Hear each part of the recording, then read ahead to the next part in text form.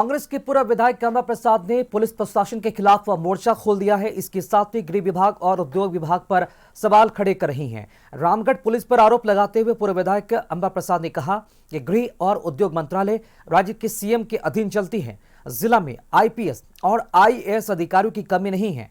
औद्योगिक विवाद अधिनियम के तहत एफआईआर दर्ज किया गया है। रामगढ़ में आपराधिक प्रवृत्ति के पुलिस अधिकारी बैठे हुए हैं, लेकिन इन पर किसी तरह की कोई कार्रवाई नहीं हो रही है। राज्य के जिस स्थान पर खनन हो रहा है उन सभी स्थानों की स्थिति ऐसी ही है। लेकिन आप लोग जानते हैं कि कभी भी उनके पक्ष में न्याय कितना हो पा रहा है, नहीं हो पा रहा है, सारा रिपोर्ट कार्ड आपके पास है। हम भी अब उनकी लड़ाई लड़ रहे हैं। पूर्व मंत्री श्री योगेंद्र साहू जी भी उनकी लड़ाई लड़ रहे हैं। पूर्व विधायक श्रीमती निर्मला देवी जी भी उनकी लड़ाई लड़ रही है। तो मैं आपसे बस यही अनुरोध करूंगी कि इस मुद्दे को मत भटकने दीजिए। इस मुद्दे को आप जरूर हाईलाइट करें, because this needs to be highlighted. It is serious matter of concern कि हमारे पुलिस, इतने काबिल पुलिस जिससे जनता इतना त्रस्त है, परेशान है, जिनको सामान्य ज्ञान नहीं है या जानबूझ के कर रहे हैं जो कर रहे हैं। और इसी खबर पर अधिक जानकारी देने के लिए संवाददाता राहुल हमारे साथ जुड़ चुके हैं। राहुल, कांग्रेस के पूर्व विधायक कमला प्रसाद बहुत ही बड़ा और संगीन आरोप पुलिस प्रशासन के तंत्र पर लगा रही हैं, और एक और बड़ा आरोप कि रामगढ़ में जो पुलिस की तैनाती की गई है वो आपराधिक प्रवृत्ति के हैं। इस आरोपों का क्या कारण है, क्या आधार है, और ऐसा क्यों कह रही है, क्यों आरोप लगा रही है कमला प्रसाद?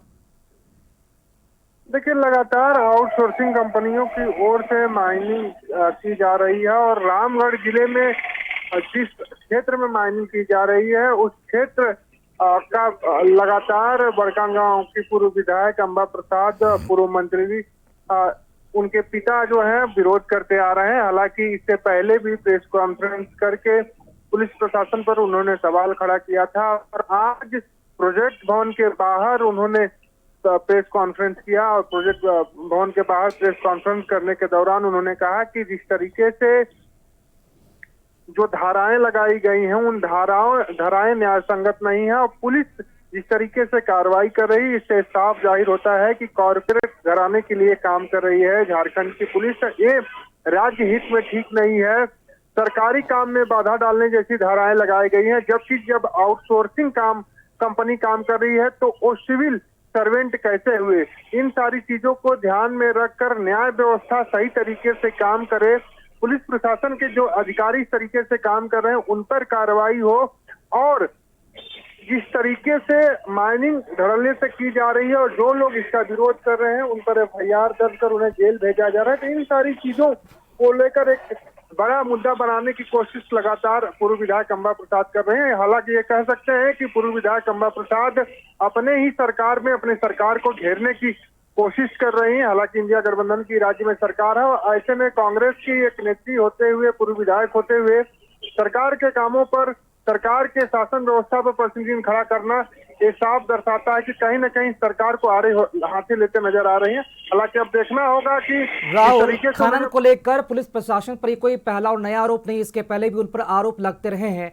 कई जिलों के संवाददाताओं ने भी ये रिपोर्ट कवर की है कि खनन को लेकर पुलिस और माफिया की मिलीभगत रहती है। तो ऐसे में सरकार को जांच तो करवाना चाहिए। अब महागठबंधन में शामिल उनके पूर्व विधायक ऐसा आरोप लगा रहे हैं तो जांच तो बनता है। बिल्कुल, देखिए, जांच का विषय बनता है, और लगातार ये भी कह रही है गृह विभाग मुख्यमंत्री के पास है, उद्योग विभाग मुख्यमंत्री के पास है। ऐसे में बेलगाम जो पुलिस के अधिकारी हैं, जो थाना प्रभारी हैं, एसएसपी हैं, एसपी हैं, उन पर लगाम लगाने की जरूरत है। हालांकि अब देखना होगा कि सरकार की ओर से क्या कुछ इस पर कदम उठाए जाते हैं, प्रशासन की ओर से क्या कुछ कदम उठाए जाते हैं, क्योंकि जिस तरीके के आरोप लगे हैं काफी गंभीर है और संगीन है। जी चलिए, बहुत शुक्रिया राहुल खबर पर जानकारी देने के लिए आपका।